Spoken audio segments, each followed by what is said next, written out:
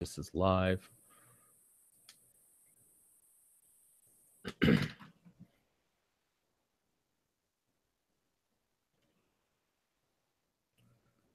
What's up, guys? We're just waiting for everything to load up and get some people in chat here. And there's a little bit of delay between the Google Hangouts and the amount of people that are watching here that I can see. So we're just going to wait for everything to catch up.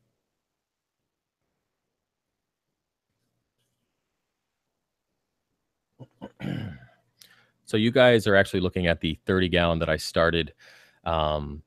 This tank, I literally just put in 54 frags about a half an hour ago into this tank. So they're all pretty pissed off. They're sliming right now. And yeah, we'll see. It's pretty much all, it's like 99.9% Acropora and other SPS. And then we have, I think I have two mushrooms in there. What's up? What's up, man? Let me go ahead and just wait for some more people to get in here real quick. You can add that many frags into that small water volume at once like that? Yeah. Let me go ahead and boot this guy real quick.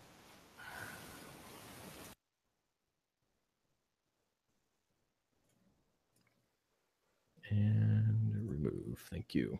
Yeah, if you want to get subbed, you can go ahead and pay for the shout out. We're not going to be asking for that shit in chat. Anyways, let's go ahead and get started. We look like we have 23 people. We'll talk about how many coral you can add at one time, all that stuff a little bit here during our whole time.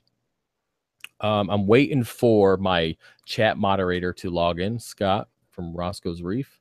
There we go. Let me make you the moderator.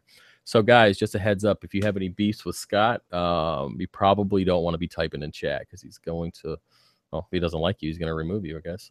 So, Scott, you are the moderator for this chat. Trolls, beware, and you will go bye-bye. Now, before we get started, I want to go over something that I noticed yesterday. And we are a small community. Everybody knows pretty much one another throughout this, besides some of the bigger channels don't really see any of us, but that's okay. I guess that's just part of the game. But you guys know that I do pretty much everything I can to support this community. I'm going on 2 years for this channel in November. And basically, I have busted my ass for every subscriber that I've ever gotten, period. Now, I've lost a lot over the time because some of my content isn't the greatest, and some people obviously move on to bigger and better things. And the point being is, if you are part of this community and you take from this community, it gets noticed. Now, for me, I'm not going to be mentioning any names here. I'm simply going to provide a link to a Social Blade, which is a public profile. And basically, you'll be able to see this profile, and you could tell me if you notice anything suspicious. Basically, I used to be a subscriber to this channel, and I watched the videos because I met the person in real life, and I thought he was a pretty cool guy. And then I brought something up, and I pretty much got the political answer yesterday, and what basically made me feel like an idiot. So what I'm going to do is I'm going to go ahead and provide a link to a Social Blade monthly analysis. And then what this does is you can look at the last 30 days worth of subscribers. And then you can scroll over to the right-hand side and notice the times that subscribers come in. So pay particular attention to the 17th of October. And a link is being provided now. Now, I don't want any drama. We're not going to talk about this here in the stream. I'm simply providing public information. And guys, this is not appropriate if that's what I think it is. And by all means, if I'm wrong with my assumption of what's going on here, I'll be the first one to admit it, period. But the reality is I've been in this for a long time. And you can look at bigger channels like bulkreefsupply.com who have over 115,000 subscribers. They're only averaging 50 subscribers a day, but it's consistent. So when you have huge jumps that come out of nowhere and views don't justify it, it becomes an issue. So that's it for that, guys. You guys let me know if you guys get the link. If you didn't, I know that I'm getting an error here on my end. So let me see if I can get the link to go again. And let's see here. I'm waiting on the link. Apparently the chat is, it doesn't let you do links. So let me see. Testing this link. Let me see if it will work this way with words in front of it. And did it go? Did it go? Did it go?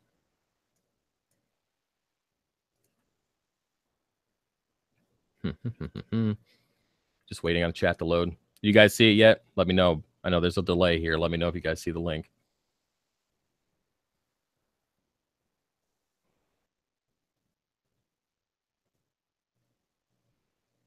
Let me see. I know that chat can be a little funky. No link yet? Okay, it's showing it's on my end, so I can see here clearly posting, but it's not showing on your guys' end. Well, isn't that a shame?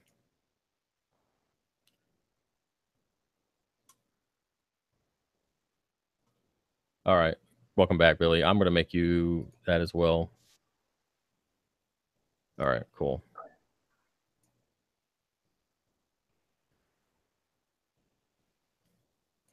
Okay. Before the, well, there is, okay, before the .com. All right. All right, you guys have to fill that in. Did it work? There we go. Okay. Take the space out of the .com and you guys can look. Thank you for the suggestion. All right, guys. So we're done with that. You guys can go about yourselves figuring out if maybe I'm losing my friggin' mind, which I don't think I am. And you guys can discuss that amongst yourselves. Either way, let's go ahead and move on to our discussion, which we're going to be talking about coral placement, aquascaping, designs, ideas for frags, all that kind of stuff. We're going to talk about how many you can add at one time. Because as you guys can see here, this is the 30-gallon tank that I have behind me, which is that new Triton method build, which I literally just dropped in 54 frags about an hour ago. So, all right, so let's go ahead and open it up. Anybody here want to start off with any questions, anything like that? I guess, what kind of rock do you prefer when you do your aquascaping? And the reason for it. Okay, that's fair enough. Basically, before I really started thinking about certain designs, I really liked using the Reef Saver dry rock because not only was it really cheap, but it's usually pretty clean. And basically, I like using that just for the aspect that it's also easy to aquascape because it has these harder crevices and you don't have to worry about it kind of falling apart when you try to stack. That's why I really like those. But now that I've kind of moved into different types of designs like you see here, I like using Pucani because it's really easy to drill. You can put an acrylic rod through it really quickly. And it's really light and very porous, so you have more surface area for beneficial bacteria. So on the scale here, if you're on a budget and you don't want to spend, I guess it's like $3 or something per pound for the Pucani. If you don't want to do that, go ahead and I think it's like $1 or maybe $1.99 a pound for the Reef Saver. It's totally fine. But if you do go full Reef Saver, like I did in my 125, I like to go ahead and put marine pier in the sump to add to that beneficial bacteria.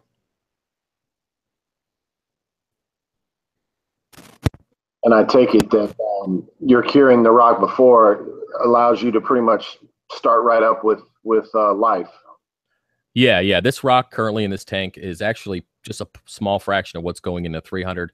And to date, to this date, it's been in there for 12 weeks curing, which is, I bought it pretty early just because I wanted to. I had the money at the time, but basically it's been sitting in those 55-gallon barrels. I've done 100% water changes several times on it already, plus 50%. I think the total water salt-wise that I've used is about 260 gallons worth of, or sorry, 360 gallons of salt between the two buckets to change it out. And that's over the last, 12 weeks or so. Basically curing rock previously will give you that life. I mean, the beneficial bacteria where you can process nutrients for fish waste and all that stuff immediately. How often are you doing the water changes when you're curing?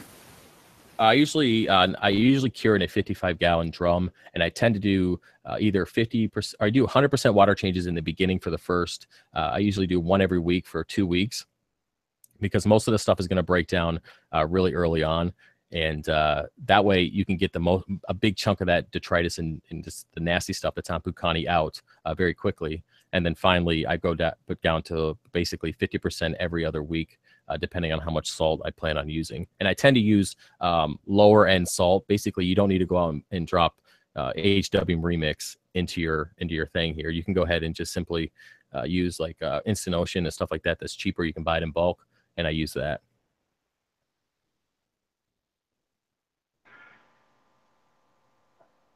So Travis, if you were going to add rock to an already started aquarium, would you probably do the Reef Saver or would you do the pre-cycle Pucani?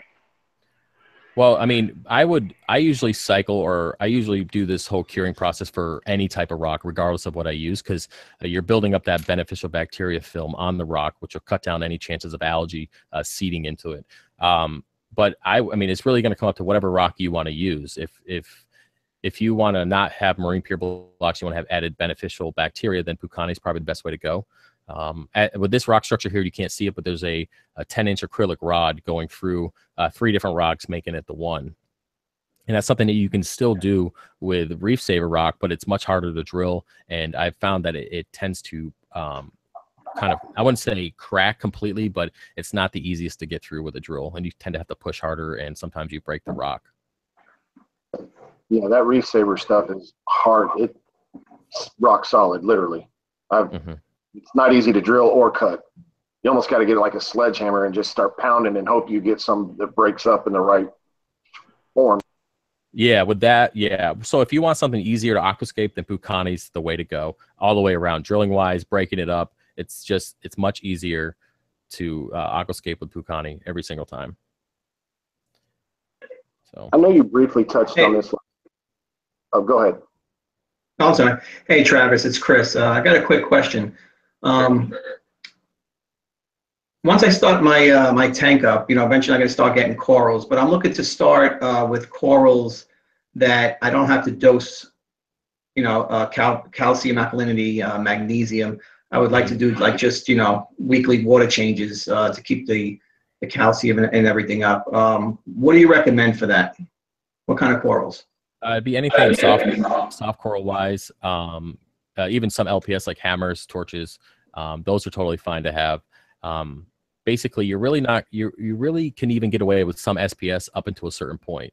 Basically, once your alkalinity demands are greater than what your water changes every week or biweekly, then that's when you would have to start dosing. So there's even people who have, this tank right here wouldn't need any kind of dosing anytime soon for it, just because those, even though there's a lot of acropora in there, they're not really pulling out a ton at the moment. But as they get bigger, they're going to pull out more. So if I were you, I would start with like zoanthids, mushrooms, some chalices, some smaller chalices are fine. Hammers, torches, dunking corals, that kind of stuff. That's all easy stuff that even water changes will take care of every single time. Okay. I just want to thank you again for, getting me that discount on that aquarium, custom aquariums. Can't wait for that thing to come in. I got about another 4 weeks till it gets here. I really appreciate all your help with that. Yeah, that's the hardest thing, man, is that wait. And what's even worse is if it's sitting in your room, like it is mine, for a month, and you can't do nothing but stare at it. So I'm hoping that, the sum's going to ship on Tuesday. So I'm hoping that I can get everything purchased on Tuesday that I need, and then start plumbing that thing by the end of the month. So that's the plan. So. Yeah, I actually just purchased an ice cap sump. I like it because it has the built-in reservoir in it. So I bought the 36 30. I was going to buy the 36 XL, but it seems like the manufacturer is not going to have them until the end of November, and I know I'm going to have my tank before then. So I just bought. I went out and finally locally, and I found the ice cap, the 36, and that one has an 8-gallon reservoir. The 36 has the 12-gallon, which I really wanted, but this sump is I just got it and opened it up. I mean, this thing is like rock solid for the price. You get them online for like $350. They're amazing. That's not too bad. Yeah. I mean, what you could have done is you could have done like a DIY with a smaller tank, like from Petco, and then just had that hold over until you could actually get the one you wanted. But it's totally up to you what you want to do. Yeah. Yeah, basically, what was I going to say about? I forgot what we were talking about. Yeah, aquascaping, right? With LPS and SPS. Is that where you were pretty much looking at? Because I know that I was looking to tell you a couple more coral that I could recommend for you. Yes, yeah. I've never had coral before. In the past, I've been, I've had tanks for like 10 years, but I always done fish only. Yeah, and it's really not that big of a jump. You just have to really. Okay. I mean, what lighting do you plan on using at the moment? I actually, it's a 72-inch. I don't know if you guys ever heard of it before. It's made. It's called the Green Element, Evo Green Element. I don't know if you ever looked it up. There, you can see it on Amazon, or it's just blue and white lights. It's nothing. Nothing It just has the strip of blue and white, right? They're kind of mixed together. Correct. They're all right. I think there's over 100 3-watt. Oh, I know what you're talking LEDs. about. They're like the LED diode itself, or the lens is like the size of a penny. That's correct. Okay. Yeah. I used to have one of those over an old cichlid tank. the only problem is it's not full spectrum, so you might have a little issue with like some certain kind of certain LPS and specifically SPS, because it's not providing the full spectrum that they need. But also, I actually ran into the issue with the power supply got really hot and actually started melting where the cable was. So just keep an eye on the power supply. Don't hide it underneath anything, and keep it where you can keep an eye on it. That was just something I ran into, but that was 5 years ago. So yeah, I bought the newer one, the newer model that came out. It's called the Snake Eye Evo Element 72-inch. I think it was about $300 or something like that. Yeah. Yeah, that's totally fine. It's just, I like them because you can keep them pretty low to the tank, but the only issue was that that initial, the heat that I was dealing with. So just like I said, just keep an eye on that. You should be fine. Any more questions regarding coral or aquascaping on your end? Yeah. So you were mentioning last week about, of course, curing your rock first, and then of course, when the rock comes out of the water, some of the bacteria is gonna die off. Obviously, on that little small tank that you have there, it probably didn't take you very long to aquascape it. But let's say, for example, you have a 200 or a 300 gallon tank, and you've got 200 pounds of rock. Well, obviously, it's going to take you quite some time to aquascape the whole tank. So, I mean, is it okay? I mean, losing some of the beneficial bacteria and you know what I mean? Yeah, well, basically the beneficial bacteria in the outside of the rock will probably end up dying off because it's exposed to air. That's totally fine. But the majority of the beneficial bacteria is actually inside the rock, where it's not going to be immediately exposed to air. I mean, if you left it out for a couple of days, it probably would. But that's not an issue. I mean, with this system here, it took me about 45 minutes to aquascape it because I have the whole OCD thing. But basically, this tank right here has been getting slammed with a cube of mysis shrimp every single day since it started with those two fish. Those fish went in there the day after the rock structure was up, and I haven't even seen a diatom bloom yet. And the Chaeto reactor is completely full at this point, so I can definitely say that that's doing its job. But the point is that the beneficial bacteria was already in the rock, even though it was exposed to air for 45 minutes, and it had no ill effects on the tank. So even if you can aquascape in a few hours, you'll be totally fine. I wouldn't leave it out for a day or two because then you're going to start running into it. But then again, the whole point of curing your rock is to break down anything dead on the rock. It's not so much you want to have the beneficial bacteria, but what you really are looking to do is get rid of anything that could potentially break down in the tank, causing nutrient issues, causing that algae and all that kind of crap. That's what the whole purpose of curing is specifically to make the rock cleaner, if that makes sense. No, yeah, it does. It does. One more thing, I noticed when I aquascaped my other tank not long ago.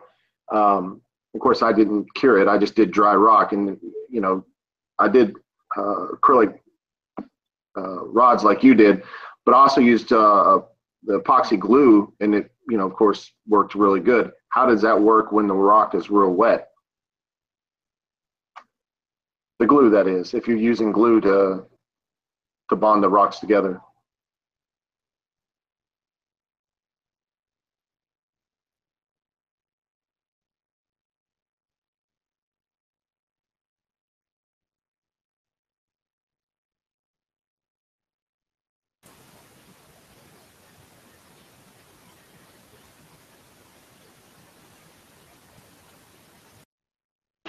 And cue the elevator music. And a word from our sponsors. This program is brought to you by Kessel. I was sitting there thinking something was wrong with me. It looks like his mic is muted.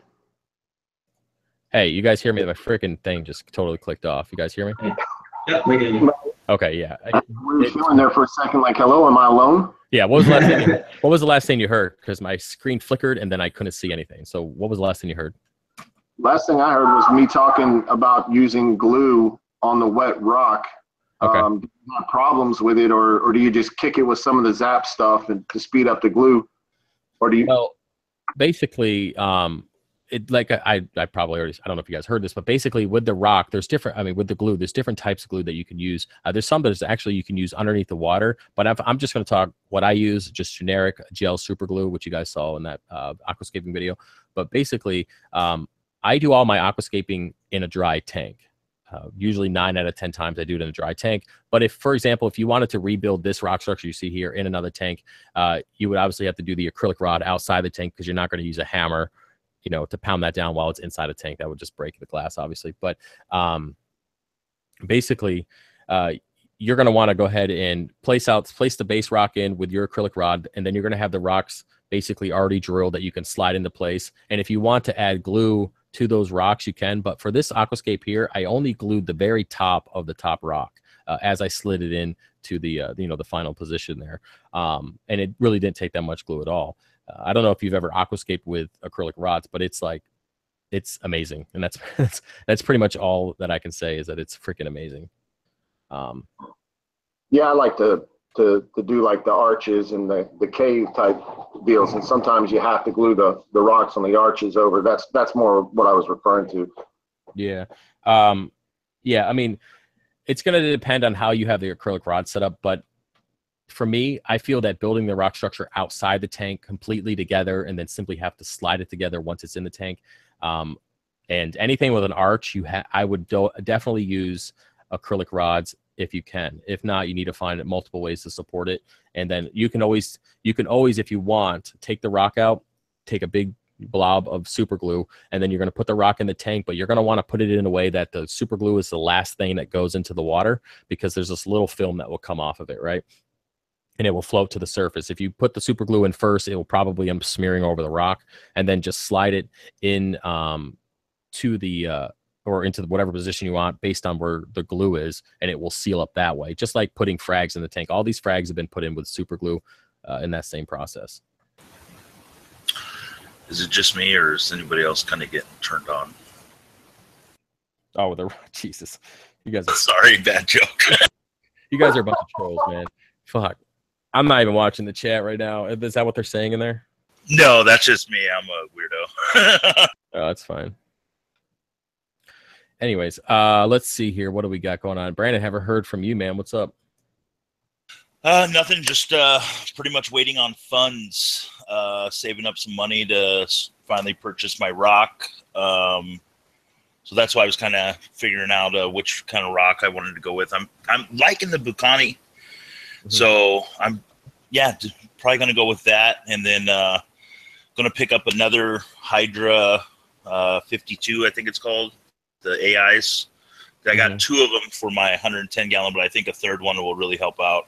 You might even consider. I see people put those in a hood and then do some some T5 stuff too. Are you doing AI? Are you doing ATI, or do you say AI? AIs. Okay. The Hydras. Oh, okay, yeah, and then doing some supplement lighting with it, or are you just going to do straight that? I don't know. I'm thinking about going with a hood. We went to that Reefapalooza, and I seen a guy there rocking those with a hood, and then some T5s on there also. And I mean, that stuff is popping. Yeah, popping in the tank pretty good. Yeah, honestly, if you can do T5s with LEDs all day long, man, I would do it. If you had the ability to make the hood and to make it fit, do it. That's the only way I run. I mean, for the exception of this tank right here, which I can only fit a LED over. I mean, the 300 is going to have LEDs and T5, so that's personally my favorite combination. Do the T5s give off heat? They do, but I tend to, and you guys will see it in this canopy build, I tend to put, I think they're 200 millimeter fans. I tend to put a couple of them on the back. And in this instance, I'm actually putting 4 on the 300, and basically 2 of them will push air into the canopy and 2 will pull air out. So it's always cycling air through, cooling all the equipment down. Okay. Those are 12 volt, which you can daisy chain together and then connect them. I guess the biggest thing, because I live in California, I'm trying to avoid getting a chiller. I mean, I don't know if I want to go that route or not, or just. Do you have central air, or?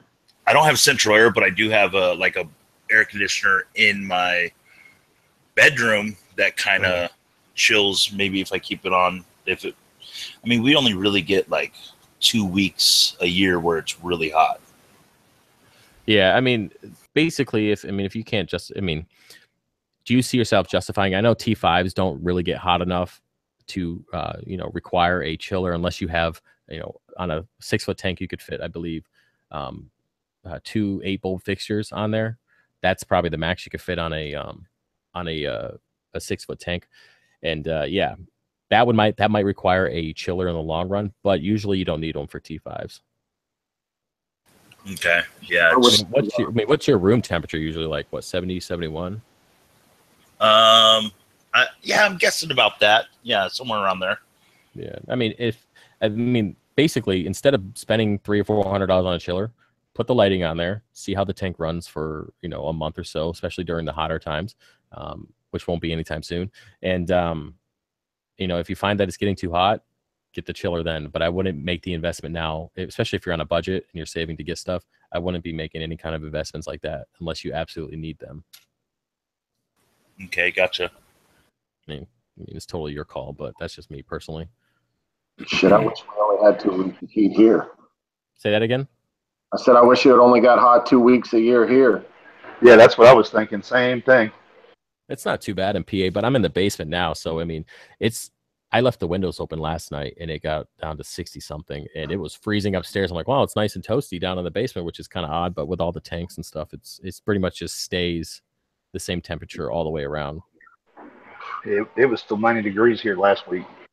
Yeah, we got up to almost 90 here today too.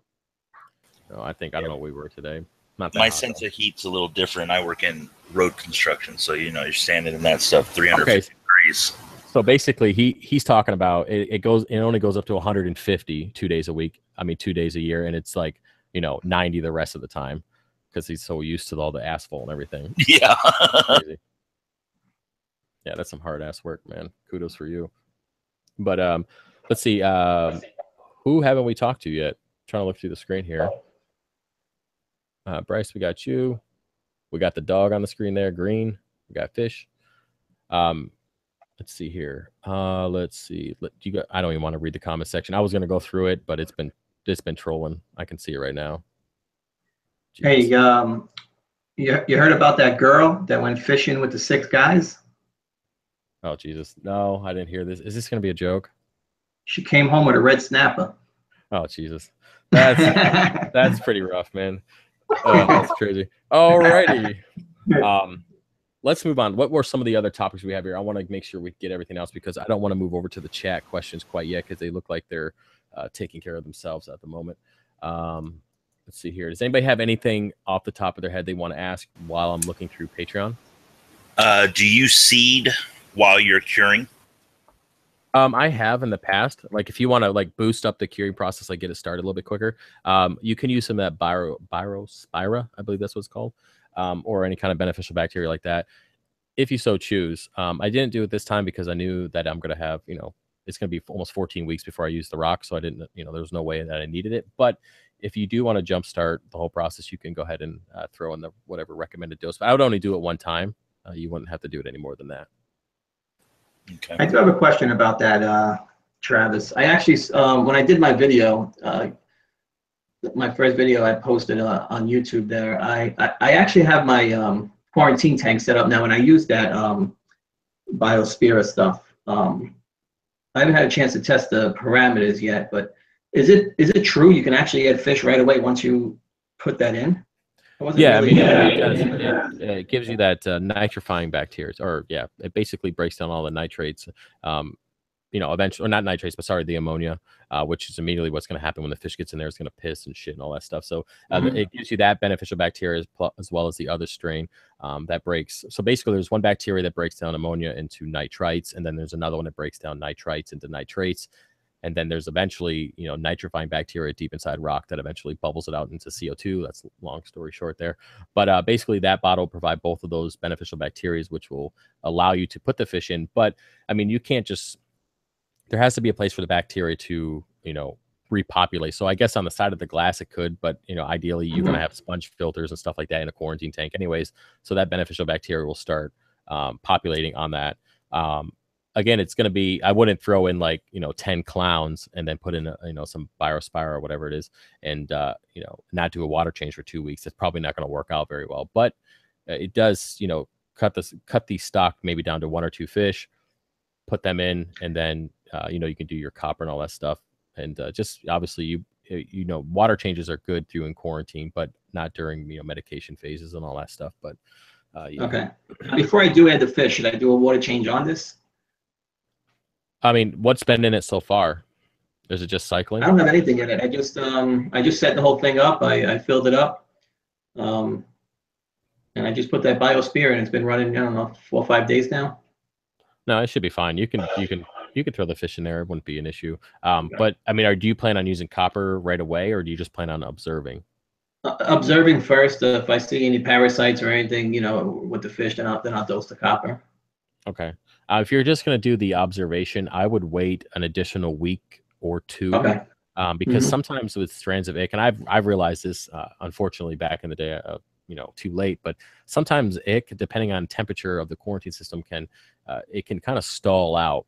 Basically, it won't pop up within that 14 or 16 day window or whatever the life cycle is, and then it will eventually pop up like 4 weeks and 1 day later, and then you're like, oh shit, it's already in the main display. So when I do non treatments, just observation, I tend to go 5 or 6 weeks, because if it doesn't pop up during then, chances are that it's not going to. Okay. Yeah, but I figure by the time a week or two from now, I throw a couple of fish in here. By the time I get my main tank set up, you know, we're looking at another, you know, month and a half, 2 months. So it should be. Oh yeah, you're good on that. Yeah.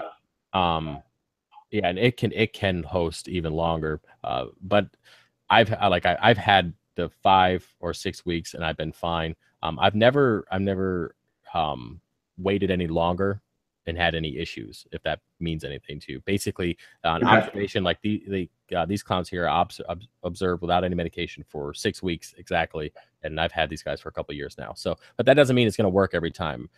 I personally now, because I've run into so many issues, I like to dose with copper or do hyposalinity, depending on the species, every single time, as well as adding the probiotics and the PraziPro for internal external stuff. But that's just me. Some people are kind of finicky about you know, medications and stuff like that. It's basically whatever you're comfortable with, but if you're not going to use medications, wait as long as possible. Okay, thanks. Yeah, hopefully that answers your question without going too far.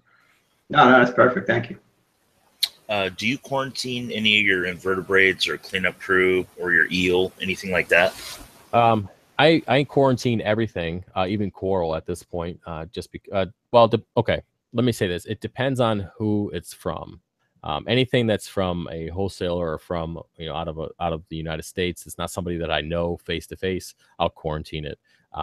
Invertebrates, when I do that, I like to put them in just a simple 20-gallon tank that's never had copper or anything like that, with a sponge filter, and just observe them. Basically, they're not going to be able to have ick, like personally, they're not going to be able to, you know, host it. But you know, the crystal or whatever could be on the shell potentially. Now, if you keep them in quarantine for 5 weeks or so, 6 weeks, that would obviously hatch during that period of time and then not have a host and die. So that's the whole point of that. And I, you know, just feed nori and all that kind of stuff to keep them happy with a sponge filter or some macroalgae, and they're good to go.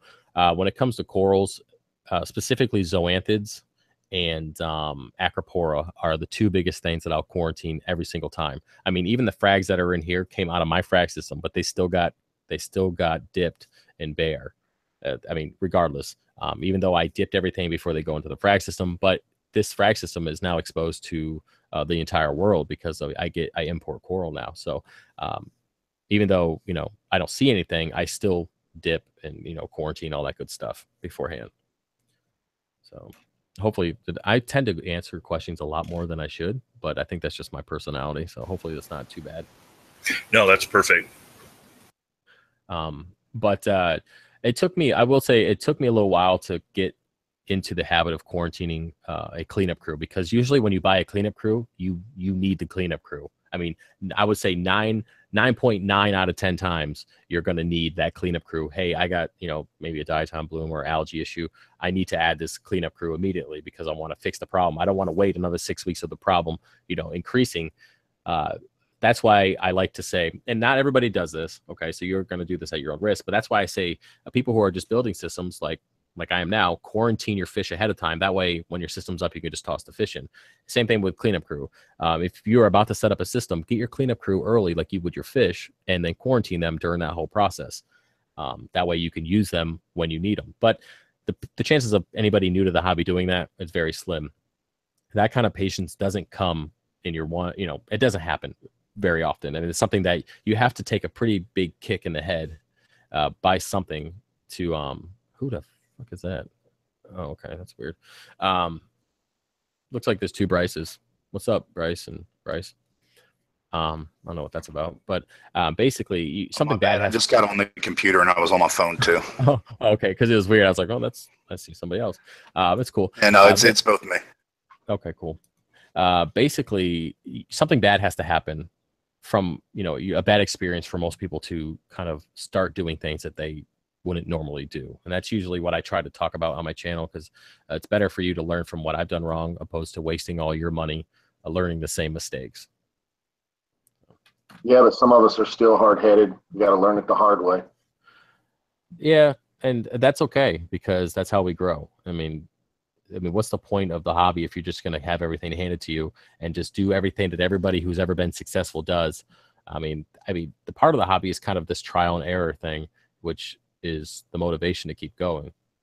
And I think not personally, not everything's going to work out the first time, but I'm saying if you follow every single guideline and that your tank has full SPS in 6 months, I mean, and that's fun, that's cool, but I mean, is it really that fun, or would it be nice to kind of have some trial and error at the same time? So. What are your thoughts on finally having a sand bed to work with? Well, I will say that I'm okay with it. Flow wise, we'll see when we get the MP10 in here, kind of how it works out. But I like that it reflects the light back up onto the coral, which is always nice. It's good for lighting the underneath and helping them grow and all that good stuff. But sand can be a little iffy for me because the whole flow thing. I love having a lot of flow. It's so beneficial for Acropora. And the fact that if I can, with the whole OCD thing, the whole little sand particles in the tank, that's just like, oh, it like eats at my inside. So we'll see. I mean, I don't think I'll be taking it out because this is per your guys' request to have a tank with sand in it, since I haven't had one, I think, ever, actually. I don't think I've ever had a tank on this channel with sand in it. So I guess I'll just have to kind of suck it up and focus on other things. Is there any beneficial, I guess, good things about having a sand bed? Of course, yeah. I mean, it's all surface area for beneficial bacteria. Depending on how big the sand bed is, I know that I don't know if too many people are doing deep sand beds anymore because of the potential risk of mixing it up and releasing the toxic gases. But deep sand beds used to be a pretty big thing because, basically it's just like deep inside the rock. You can have the nitrifying bacteria live deep inside the sand, which will process out the nitrates into CO2 gas, which will eventually bubble out. But the benefits of having sand, even a shallow bed like this, is that all that right there that you see is just surface area for more bacteria to grow, which will process waste efficiently. So between the Pucani, the marine pier in the back of this tank, as well as the sand bed, that's going to process the nutrients without any issues. That's why I've been feeding it so much, just to see if I'll get any kind of diatom bloom. But I will say that Chaeto reactor is insane. I'm actually going to be having a specific, I have for the 300 gallon, I have a Refugium already, but I'm actually having the same company build me a custom 36-inch tall by 8-inch wide reactor that I'll be turning into a giant Chaeto reactor for that build. So I'll be running a Refugium and a Chaeto reactor at the same time. And I've only had this thing for a week or maybe a week and a half now, something like that. And it's completely full of Chaeto, and like I said, not even a diatom bloom in this tank after stuffing it full of food, and not a single water change either. So I found that having sand bed is a fine line on diatoms and the lighting on it and all that. Mm-hmm. Too much light, you'll start getting diatom blooms on it. It's a fine line from what I've experienced so far. Yeah, and that's, right now I can't tell you guys the light that I have over it, but there will be a video out soon. Just to say that I'm not using the UFO anymore. I had a light sponsor for the channel that I'll do later on. But basically, it's, there's that top rock structure there is about 400-ish par, something like that. And then down the middle is about 250, and then down a little bit more is just about 150-ish or so. And at the sand bed is about 100 par, which isn't a horrible amount. Just with the way the rock structure is, I can't have it any more than that without frying the top. And basically, I'm like I said, I mentioned earlier, I'm so surprised that sand bed, with the amount of light that I currently have over it, is no diatom bloom at all. And the only thing that I can contribute that to, again, is that Chaeto reactor pulling out all that nutrients before it has a chance to even turn into diatoms. And I mean, I don't know if you guys have been using those before. I know that Bryce had one, or is going to start one back up again. And he knows, just from when I talked about that, how good they are. So yeah, it's kind of hard not having it running right now. Yeah. I mean, I've looked at them, but I haven't started one yet. They have caught my interest. Well, I mean, it's crazy because the amount of algae that I've grown in that little reactor is more than I've grown in my 60-gallon cube in 2 months. And now it could be because I'm trying out these different lights. Of course, that could be an issue. But the reality is that the amount that actually pulls out, and growth-wise, is just it blows my mind how well it actually grows. And that's something that I definitely want to continue over to the 300-gallon. And I'm going to go out and spend the money and get that custom reactor just because of the ability to just pull out that much stuff. How often are you pulling out and cutting away at it? Well, I'll be doing my first pull out tomorrow. Oh man, that sounded really bad. I was about to say something, but I was like, let me hold off. Horrible. Okay, let's rewind. I will be taking out some macroalgae probably tomorrow, and I'm going to go ahead and just take out 3/4 of it and leave the same amount that I had when I originally started it. I'm waiting for the chat to catch up on all that trolling shit they're about to do. Sorry, I didn't catch that. I don't pull out. No. Well, I have 3 kids, so apparently I don't as well. Here we go. Congrats. Thanks, guys. Here, it's scrolling in right now. Love the delay on the chat. Anyways, yeah, so basically I'm just going to leave 1/4 of it in there, and then let it just continue to do what it's doing. But yeah. How are you liking that Amazon light that you got for your Refugium? It's awesome. I found it on the forums there, and I think there's another YouTuber. I wish I could find him. Let me find him so I can give him a shout out. Oh man, because I saw it on one of his videos and I went looking through the forums. I feel bad now. I'm gonna have to figure that out. I'll probably put it in the comment section later. But basically, I mean, with the fact that it's waterproof, it is water resistant. Let me rephrase that. It's not waterproof. Obviously, you couldn't stick the entire light underneath the water and be okay. But I've dripped water on it already, just taking the ends off the reactor, and it's really bright, as you guys saw in that video. I mean, it's definitely putting out a ton of light, and I'm going to be interested to see, because that is 16.5 feet. I wonder how many feet I'm going to need to do a pretty tight loop on a 36-inch tall reactor. Probably, I would say maybe 30 feet, 40 feet worth of light, and I got to figure out where I'm going to find that. So especially at that. Oh, you're talking about the one for the reactor? For the new, you're talking about the reactor Amazon light. Is that what you're talking about? Because that's the same thing I bought from Amazon. For the Refugium. The Refugium. Oh, okay. Yeah, I thought we were still on the reactor idea. Sorry about that. Yeah, that's fine. No, I got that from Amazon as well. Well, to be honest with you guys, the light is only 45 watts. I am getting some growth in that cube, but it's definitely nothing that I would. I mean, for a smaller Refugium, maybe like a 20-gallon or something like that, like a 20-gallon nano, something like that. That would be good for that. But for a 60-gallon cube, it just doesn't have enough power to reach down. I will be getting the new Kessel, but that's going to be after, of course, all the lighting for the 300-gallon. And once the 300 gallons done, I can go ahead and drop all that other money on a Refugium light. So it's okay for smaller tanks, but I wouldn't use it on the size of the cube that I have now, which is 60 gallons. So. But yeah, sorry, man. I thought you were talking about the other Amazon lights. But No. I'm torn right now. Like I said, that's another thing I got to purchase is a light for the Refugium.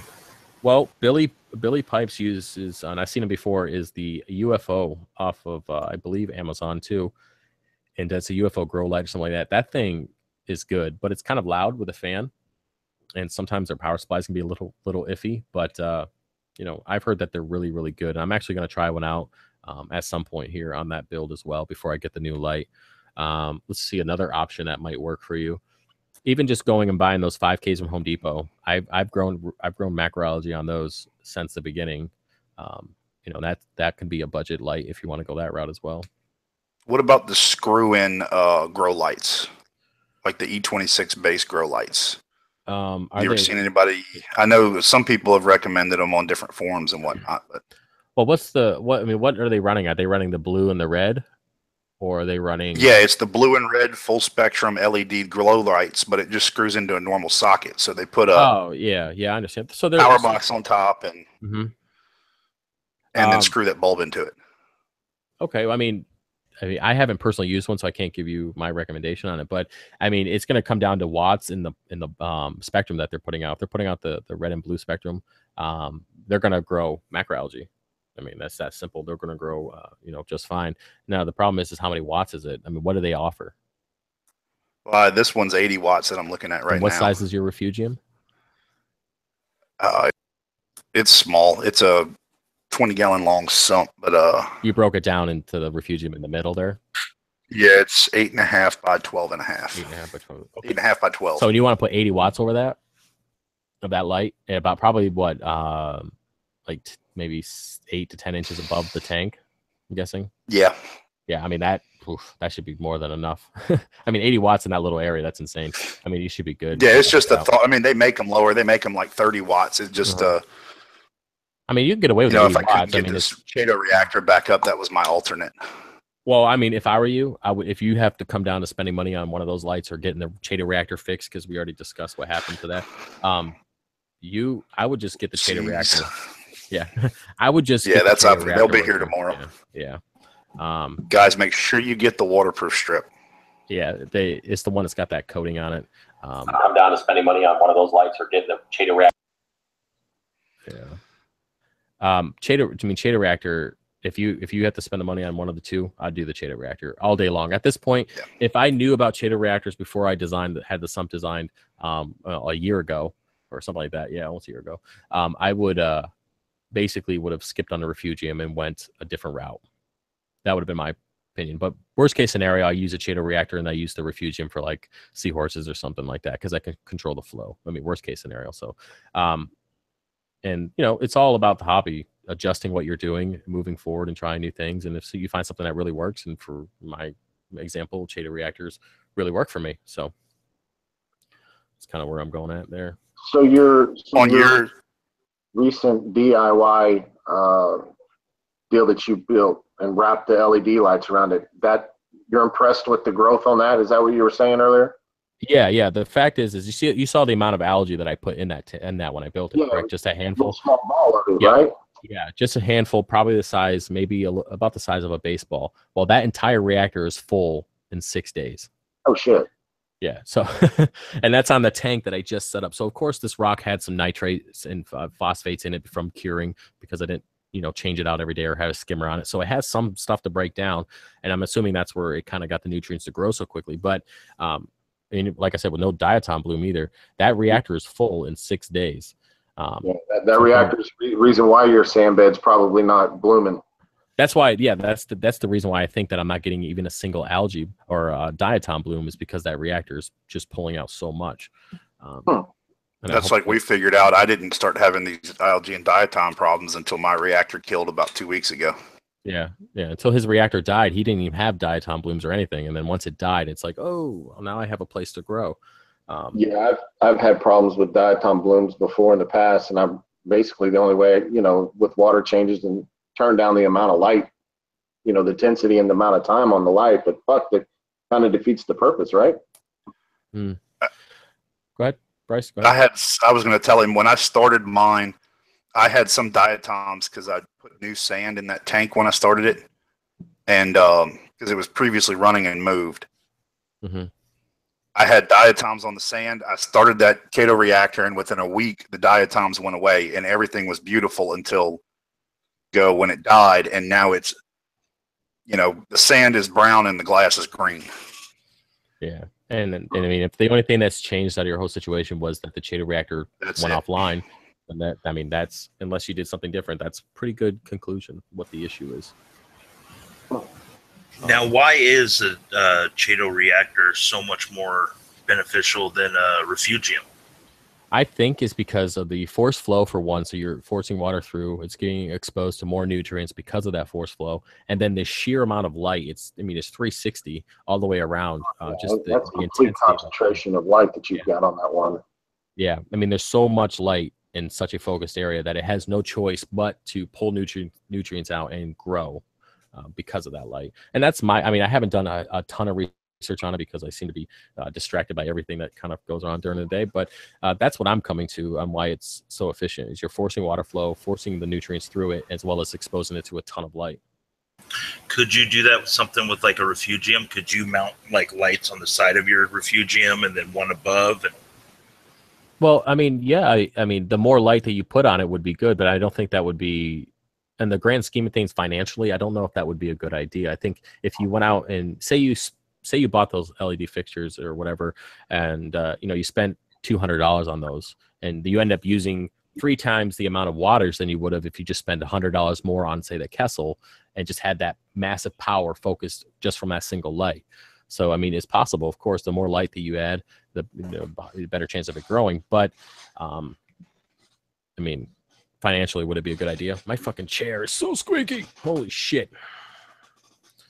I'll have to WD-40 that damn thing later. But that strand of lights, hell, that couldn't have been but what, 20, 30 bucks, 40 bucks? Let me see here. The strand of lights was $16 or something. 17, yeah, 16, 17. Yeah, because you bought the same one. Yeah, $17. It gives you 16.5 feet of light, and I put that on a Reef Octopus BR 110 biopellet reactor for size reference. So you could put that. You could. It's about, I would say, maybe 4 or 5 inches taller than the Two Little Fishies Phosphan reactor 150, and you could definitely get away with it on a the 550 Phosphan reactor all day long. Those are pretty common reactors that people are using for this stuff. So yeah, you think about starting one now, or is that what you got going on in your head? I'm sorry. Are you thinking about starting one now? Like, are you thinking about moving that direction? I've got a little small biopellet reactor rolling right now, but I'm really not impressed with it. I've got one of the BRS little small ones that I was going to put, half carbon and half GFO in it, but hell, I don't know. It sounds like it might be even easier just to go and pick up one, reactor like what you were doing and put some Chaeto in there and let it rock and roll with some lights on it. Yeah, I mean, budget-wise, maybe the Phosphan 550 would be a good option instead of going out and spending like $120 on a reactor. You can probably get one for like 30 or 40. And then, of course, the lighting and all that stuff. But I would say stay. I mean, with your biopellets, you said you're running them now, right? Yeah. Now, are you noticing? Or do you have coral in your tank? By the way. Like SPS? I don't have any. I don't have any of the difficult ones. I have all the large polyp LPSs and the easy ones. Okay. Well, sometimes I've noticed with biopellets, and this is a reason why I don't run them anymore, is that I was getting great growth in that 125. Like, it was amazing growth. I had really high par, like double what most people recommend for par.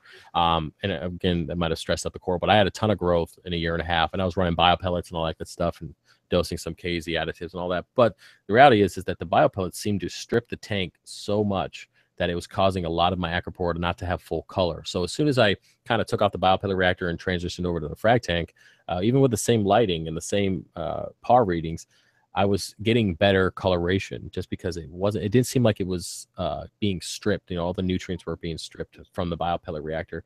And I was actually running below the recommended amount for my tank and still having issues yet. I never saw a speck of algae, which was great, but I think it might have cut back on some of the color that I could have had in that tank. Just a little food for thought on that. I don't have any. Well, now that I got my salinity back up, if you remember us chatting about that last week, got the salinity up and everything else has come in line. But I mean, I don't have any phosphates in the system, but I can't seem to get nitrates down around that ideal level. I still rolling around anywhere between 4 and 8 ppm. No matter what I do. Okay, and what kind of water changes are you doing? What percentage wise? I think I'm doing right at about a 20 or 25%. Okay, and is that every week or every other week? Every other week. Okay. And your feeding A schedule. little laziness kicks in there, and it may be every third week, but for the most part, I try to do every other week. Okay. And you said your nitrates are still a little bit high, right? Yeah, well, according to what everybody likes to run them, I think everybody, the ideal was what, around 1 or less than 1? Well, you want the truth is I haven't tested nitrates or phosphates in like 2 years. Okay. So I couldn't. I mean, people do, but I strictly go by, does my coral look healthy? Does it have polyp extension? Do I have algae in my tank? Those are that's what I ask myself. Everybody looks happy in the pool.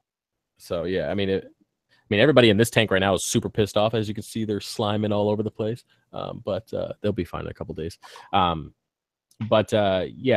if you're having a nitrate issue, you can increase your water changes. But it's just like, I'll go in more depth in the Triton method later. But, water changes only pull out so much. I mean, you could do a 50% water change and you're still not pulling, you're not pulling out 50% of the nutrients. So I would figure out another means of getting your nitrates down. The last thing you want to do is add a lot of biopellets when you have elevated nitrates, because you're going to get a bacteria bloom. You potentially crash your tank. What you can do is, if you want to stay the biopellet reactor route, you can increase your amount. So what are you running now per your water volume? Are you at the recommended dose or under it? I don't know exactly. I'm going to say I think I'm pretty close to the recommended amount. My tank's only 60 gallons, so it's not a whole lot. Well, the thing is if you're at the recommended amount, I wouldn't increase it any more than you have to. I would look for other means, again, nutrient export wise. Water changes are great. You can do a refugium if you have space for it. You can do, like I said, the Chaeto reactor. You can do that, and then cut back on feeding. The amounts, the types of foods. I'm not sure exactly what food you're feeding and how much, but a good way to cut nutrients out is don't add it to the tank. I'm not saying starve your fish, but fish don't need to eat every day. I feed these guys every day just for the sake of trying to get a damn diatom bloom. But I usually feed every other day, and it's just enough that they'll eat within 5 minutes, and I go about that. Some people say it's cruel, but I like to, they're none of them are skinny, so, and they seem fine. So I mean, I usually try to target feed them. I get like a turkey baster, and everybody comes up there and just eats as it falls out. I try not to get too much extra. I mean, I let a little bit fall, but that's for the shrimps, but for the most part, I try to just target feed for that purpose to keep them down. So I guess I'll just look into one of those Chaeto reactors and kill the bio pellets.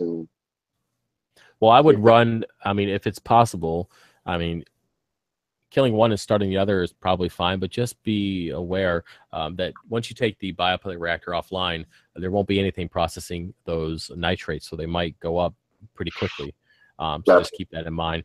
The Chaeto reactor might take a couple days to kind of kick in, depending on what lighting and all that good stuff you got going on. But if you want to try a different route, go ahead. I already told you the cons that I found with biopellets, and I will do a video on this probably sometime next year, because that's how far behind I am at the moment. But I mean, it's your call. Nutrient export is fine. You just need to find a way that works best for your budget. And unfortunately, water changes.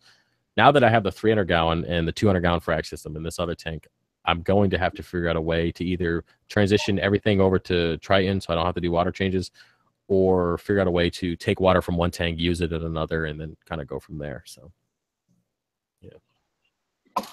But you got to have a refugium for that Triton method, correct? If I read correctly. Well, you could. I want a 300. You have to have a refugium, you said? No. I just thought that the Triton method works hand in hand with refugium. Oh, it does. Yes, it definitely does. Yeah, they recommend a refugium. Right now, this whole point of this build that you see on the screen is to see if I can do it with a Chaeto reactor and not a refugium, and see if I can get results from it. That's the whole point of this build. But sorry about that, yawning, man. It's been a long day.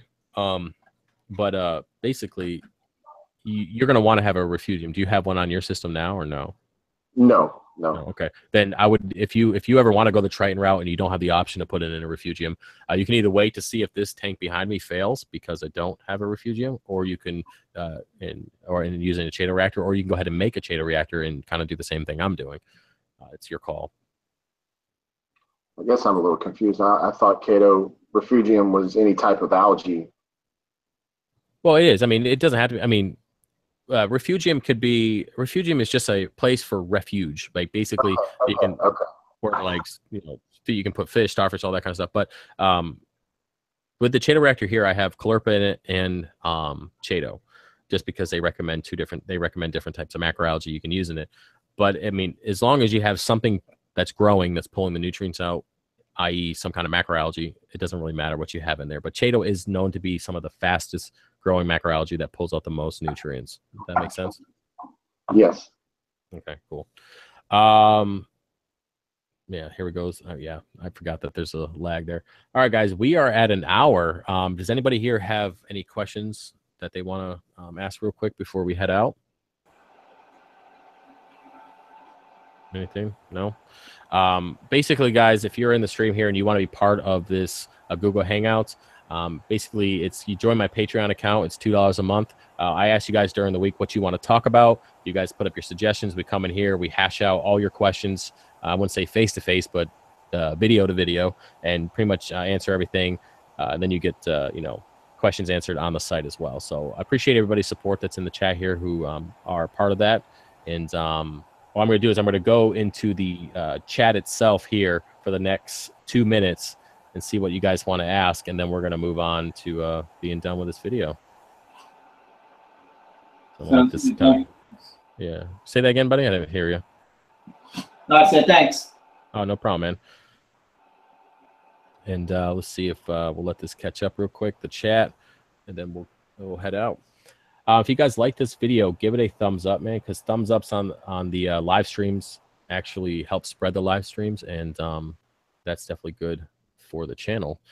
And guys, regarding what I mentioned earlier when I first started the video, I'm not here to troll. I'm not here to get on anybody's case. I'm simply providing facts that are actually known to everybody. I'm just pointing them out for you guys to see for yourselves and come to your own conclusions.